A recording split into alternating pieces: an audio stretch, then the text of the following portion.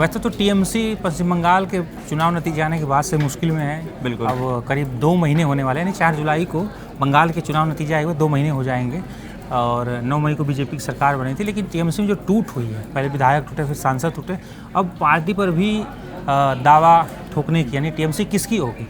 TMC Mamata Banerjee की रहेगी या बागी गुट के पास से ली जाएगी? इसकी तेज चर्चा हो गई है दिल्ली से लेकर बंगाल तक। इस बारे में हमारे पास चर्चा करने के लिए हमारे साथ अनुभव है, जो इस खबर को लगातार फॉलो कर रहे हैं। अनुभव, क्या मामला है पूरा पार्टी पे कब्जे? देखिए वे जो टीएमसी का बागी गुट है उसको जो लीड करने वाले ऋतव्रत बैनर्जी हैं जी, वो आज चुनाव आयोग से मिले हैं। आज उनकी मीटिंग थी चुनाव आयोग के साथ में। तो चुनाव आयोग में उन्होंने इस बात का अपना हक जताया है कि पार्टी का 2/3 बहुमत हमारे पास है, तो पार्टी का जो आधिकारिक जो उनका फंड है, जो उनका फूल जोड़े का जो निशान है, मेन जो सबसे चुनाव चिन्ह की बात होती है कि जो चुनाव चिन्ह और पार्टी फंड है उस पर होल्ड अब हम लोगों का होना चाहिए, मतलब क्योंकि हम 2/3 बहुमत के साथ हम लोग अब हैं इस वक्त में। तो चुनाव आयोग से इस बारे में चुनाव आयोग से मिले हैं वो। अब इस पे मतलब बाकी क्या इन्फॉर्मेशन आती है वो अभी पता चलेगा। चुनाव आयोग इस पे क्या निर्णय लेता है वो अब आने वाले दिनों में पता चलेगा। तो ऐसा नहीं लग रहा जैसे कि इसके पहले हमने महाराष्ट्र में देखा था? पहले मतलब ये बिल्कुल वो सेम पैटर्न आप उसे कहेंगे। शरद पवार की एनसीपी थी तो वो सेम वही पैटर्न है, वही सेम पैटर्न है कि हालांकि बस फ़र्क इतना है कि यहाँ चुनाव के रिजल्ट्स के मतलब आप देखो कि कुछ ही दिन बाद ये शुरू हुआ और अभी 2 महीने हुए नहीं हैं। वहाँ थोड़ा टाइम था, बस इतना फ़र्क आप इसको कह सकते हैं, लेकिन पैटर्न आप उसे सेम ही पैटर्न है बिल्कुल। आपको क्या लगता है कि मतलब पहले विधायक टूट गए फिर सांसद टूट गए, तो ममता बनर्जी जो है कि बड़ी वो स्ट्रीट फाइटर, मतलब लड़ाकू किस्म की नेता, देखिए लेकर संसद तक। ये 4 मई से पहले तो मतलब हम जब जो वीडियोस हम देखते थे, हम रिपोर्ट्स हमारे पास आती थी उसमें लगता था मतलब ऐसा कि हाँ भाई ममता बनर्जी बहुत स्ट्रॉन्ग होल्ड के साथ बंगाल में अपनी पकड़ बनाए हुए हैं।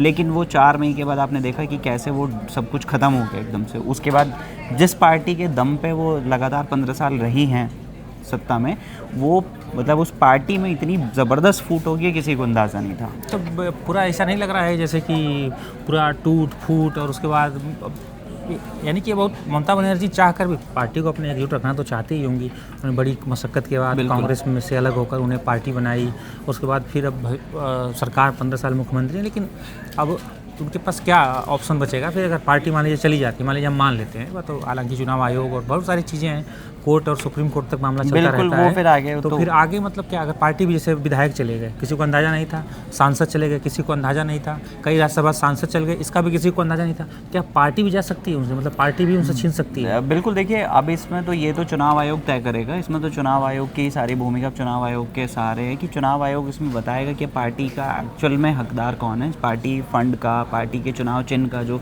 टीएमसी का चुनाव चिन्ह है उसको लेके जो सारी चीज़ें हैं। जैसे आपने देखा शिवसेना में, तो शिवसेना में 2 गुट हुए, तो जो मेन जो था वो वाला एकनाथ शिंदे के पास चला गया। ऐसी सेम एनसीपी के साथ हुआ, जो अजीत पवार गुट के पास चला गया। अजीत पवार नहीं, उनकी पत्नी, हाँ उनकी पत्नी है। तो ये भी अब इसमें आगे चुनाव आयोग अब आने वाले दिनों में क्या तय करते हैं तो देखने वाली चीज़ होगी।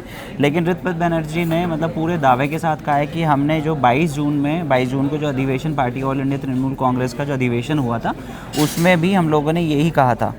उसमें भी हम लोगों ने ऋतव्रत बनर्जी ने कहा है कि जो 22 जून को एक विशेष सत्र था, सत्र के तुरंत बाद हमने आधिकारिक रूप से भारत के चुनाव आयोग को लिख कर दिया और कोलकाता में चुनाव आयोग से फिजिकली मिले। उस समय हमने भारत के चुनाव आयोग से मिलने का समय मांगा था और आज मुख्य चुनाव आयुक्त ने बुलाया है हमें और वापस से हमारी ध्यान से बात सुनी और हमने पूरे दावे के साथ कहा है कि जो पार्टी का चुनाव चिन्ह है और पार्टी का जो मतलब जो फंड्स का पूरा वो होता है कि इस पर जो ये जिसे हम बागी गुट का भी फिलहाल कह रहे हैं, लेकिन हमारा ही है कि क्योंकि पार्टी का 2/3 आंकड़ा जो है बहुमत का वो हमारे पास है, जो पार्टी के एमएलएज हैं वो हमारे पास हैं, हमारे साथ हैं। लेकिन तो अब जो बीजेपी को कभी घेरती थी, जो बीजेपी से लोहा लेती थी और जो मतलब बीजेपी को बंगाल में एकदम तगड़ी चुनौती देती थी, आप देखिए मतलब इस बार तो नहीं दे पाई, मतलब लेकिन ये मतलब बहुत बड़ी लोकसभा में उनका अच्छा प्रदर्शन रहा था। उन्होंने ना बीजेपी को सेटबैक भी मिला था लोकसभा में, बंगाल में भी मिला था, यूपी में मिला सेटबैक, वहाँ भी। तो अब अचानक से क्या उनको इसका अंदाजा नहीं था कि पार्टी ये टूटेगी, या क्योंकि विधायक टूट गए, सांसद टूट गए, राज्यसभा लोकसभा मतलब वो लोकल लेवल पे। तो फिर अभी जो है जैसे उनको ये अंदाजा नहीं था कि पार्टी में भी दावा कर सकते हैं, क्योंकि महाराष्ट्र वाला तो पिछले कुछ साल पहले का ही वो था। अंदाजा तो ऋतव्रत बनर्जी अब से नहीं, मतलब पिछले काफ़ी दिनों से, मैंने बताया ना कि 22 जून वाली बात भी है। उसके अलावा उससे पहले भी ऋतव्रत बनर्जी ने हमेशा से क्लेम किया है कि अब पार्टी का जो आधिकारिक सारी चीज़ें हैं वो हमारे पास होनी चाहिए, क्योंकि 2/3 आंकड़ा जो है वो उनके पास है, विधायकों का उनके पास है, जो एमपीज़ हैं उनका गुट एक अलग है। तो अब ये तो चुनाव आयोग तय करेगा कि इसमें उन्हें देखना होगा कि किसके पास पार्टी का असली जो कमान है वो पार्टी के ममता बनर्जी के हाथ में ही रहेगी या फिर से वो दूसरे बागी गुट के पास जाएगी। चलिए फिलहाल के लिए इतना ही, बाकी की तमाम खबरों के लिए देखते रहिए टाइम्स नाउ नवभारत का डिजिटल प्लेटफॉर्म। 2026 का जून महीने का 22 तारीख कलकत्ता में ऑल इंडिया तृणमूल कांग्रेस का एक स्पेशल सेशन हुआ। स्पेशल सेशन में जो जो निर्णय लिया गया, हमारे बीच हमारे पार्टी का चेयरपर्सन অরূপদা কোথায়? এই অরূপদাকে সামনে ডাকো, सामने আসो, सामने এখানে আসो। बोल रहे हैं, मैं सुन चुका हूं, थोड़ा धीरज रखिए औरदा के वास्ते।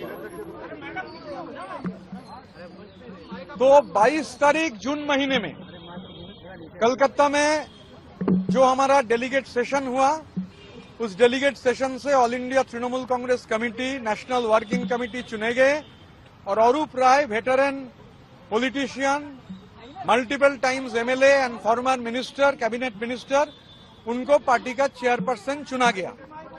तो जैसे ही हमारा ये डेलीगेट सेशन हुआ, स्पेशल सेशन, हम तुरंत इलेक्शन कमीशन को हमारा जो 23 तारीख की हम लोग हमारा भेजे थे इलेक्शन कमीशन के पास।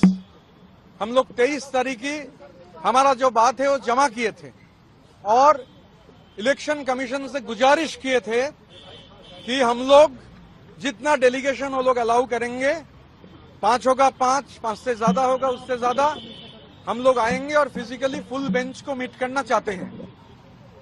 हम लोग इलेक्शन कमीशन को धन्यवाद देंगे कि आज इलेक्शन कमीशन का फुल बेंच, उन लोगों से हम लोगों का मिलने का मौका मिला और काफी लंबा समय से उन्होंने हमारा जो बात था वो बात सुने हैं और हम लोग ये उम्मीद करते हैं कि जल्द से जल्द इलेक्शन कमीशन, हम लोग जो आए थे, इलेक्शन कमीशन जल्द से जल्द will get back to us. अच्छा, मांग का तो कोई सवाल नहीं, हम लोग ऑल इंडिया तृणमूल कांग्रेस है तो मांग क्या करेंगे? अच्छा बोलने दीजिए, इतना टिप्पणी करेंगे तो फिर आप ही बोलिए। हम लोग ऑल इंडिया तृणमूल कांग्रेस है, मेजॉरिटी 2/3 से भी ज्यादा majority MLAs are with us, corporators are with us, municipality का जो काउंसिलर्स है हम लोगों के साथ है, जिला परिषद का मेंबर, जिला परिषद का अध्यक्ष, ये लोग हमारे साथ है। तो मांग का कोई सवाल नहीं है, यही प्रोसेस है। जब भी कोई पार्टी का कोई ऐसा सेशन होता है, कॉन्फ्रेंस होता है, कांग्रेस होता है, तो यही सिस्टम है, तो तुरंत इलेक्शन कमीशन को इत्तला करना चाहिए। तो 22 तारीख हम लोग मिले, 23 तारीख ही हम लोग यहाँ हमारा रिप्रेजेंटेशन भेज के जमा किए थे हमारा चिट्ठी, और तभी ये उन लोगों से गुजारिश किए थे कि पूरी बेंच अगर हम लोगों को एक अपॉइंटमेंट देगा बहुत बढ़िया होगा। तो हम लोग शुक्रगुजार है, पूरी बेंच हम लोगों से मिले हैं और मिलने के बाद हम लोग अपना बात रखे हैं और उम्मीद करते हैं जल्द से जल्द election commission, they have said they will examine and will get back to us. खबरों की रणभूमि में यहाँ शोर नहीं, सोच लड़ती है, जहां शब्द नहीं फैक्ट्स वार करते हैं और हर सवाल खोलता है सच की नई परत।